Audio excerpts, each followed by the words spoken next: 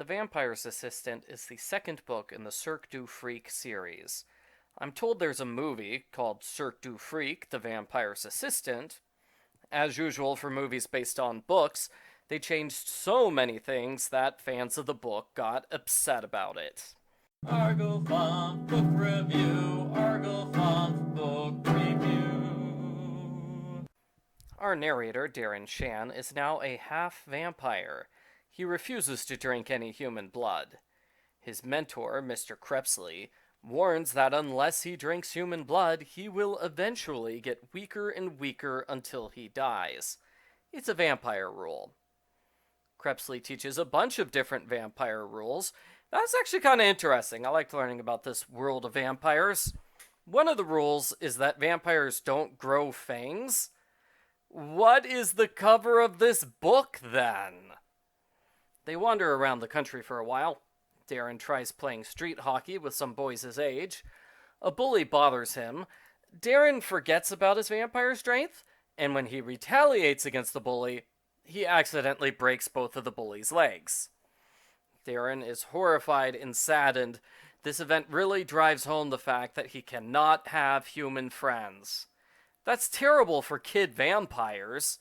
It's not as bad for adult vampires, because adults are boring and they normally don't have friends. Wow, now I feel personally attacked by this book. Mr. Crepsley suggests returning to the Cirque du Freak. It is in the title of the book, they might as well go there at some point. Darren's assigned to do basic chores with Evra the Snake Boy. Evra is around Darren's age, and the two of them become friends.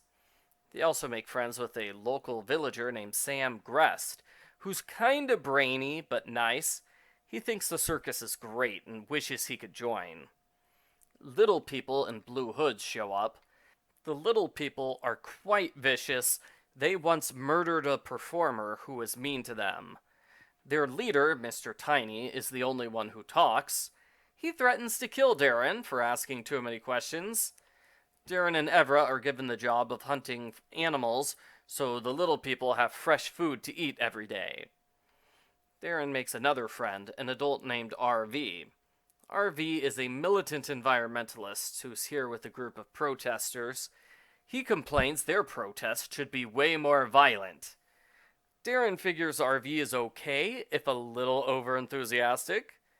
Sadly, Sam and RV will both be responsible for trouble and tragedy. The circus puts on a performance. Darren is surprised when Mr. Crepsley wants him to do the spider act. He briefly considers messing up on purpose in order to kill Mr. Crepsley.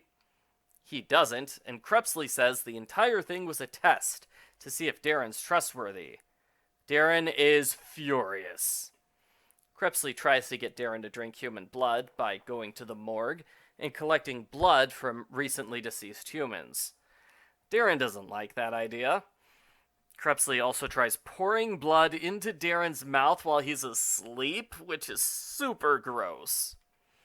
Darren and Sam hang out in an abandoned train station. They play on the roof, walking across the decaying rafters like they're balance beams.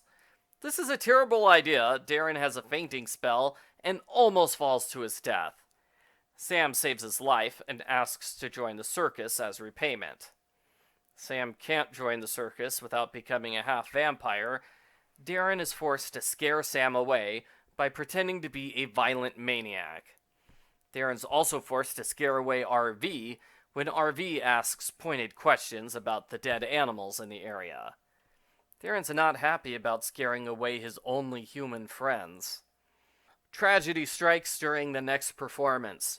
RV thinks the circus is cruel to animals, so he breaks in and frees the Wolfman.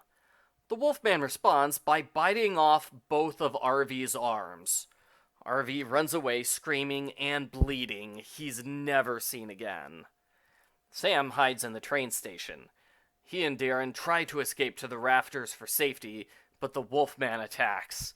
He knocks Darren unconscious, then he kills and eats Sam. Slowly. Mr. Crepsley comes to save Darren just before he's killed too. Crepsley convinces Darren to drink a large amount of Sam's blood. so Sam's essence will live on in him. This works. Now Darren is a full half vampire, and he has cravings for Sam's favorite food. The end. Post-book follow-up. I thought this book was good, but not as good as the first one. The first book was more focused on creepiness and horror, describing every circus act in gruesome detail. This one does not, and understandably so. It would be boring if this book repeated a lot of the material from the first one, but I was hoping for a touch more recap, as I had forgotten who several of the circus performers are. The book makes an effort to set up characters and stories, which I presume will be revisited in later books. Part of me wants to see RV again, even though the poor man has clearly suffered enough and should be left to die in peace. Multiple times, Darren warns readers that Sam and RV will be the cause of a great tragedy. I thought that was okay, but some readers were annoyed by the blatant foreshadowing. Overall, I liked the book. I thought it was a good continuation of the first book. It's a fun, fast read. I would definitely recommend this series to fans of YA horror. I give Cirque du Freak number 2, The Vampire's Assistant, an 8 out of 10.